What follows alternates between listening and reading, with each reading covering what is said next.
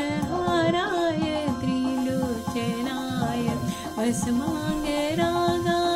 माहेश्वराय नित्याय शुद्धाय दिगम्बराय तस्मै नकाराय नमः शिवाय मन्दाकिनी सलिलचन्दनचर्चिताय नन्दीश्वरप्रमत्ना माहेश्वराय मन्दार पुष्पपूजिताय तस्मै वकाराय नमः शिवाय शिवाय गौरीपदनाम्रिं सूर्याय दक्षाध्वरनाशकाय श्रीनीलकण्ठाय वृषभध्वजाय तस्मै शिकाराय नमः शिवाय वसिष्ठकुम्भोद्गोत्रमार्य मुनीन्द्रदेवा सिद्धशेखराय चन्द्रार्कवैश्वा नरलोचनाय तस्मै वकाराय नमः शिवाय यक्षस्वरूपाय जटाधराय पिनाकहस्ताय सनातनाय दिव्याय देवाय दिगम्बराय तस्मै वकाराय नमः शिवाय पञ्चाक्षमेदं पुण्यपठे शिवशनेन शिवलोकं वाप्नोति शिवेन सर्वोदते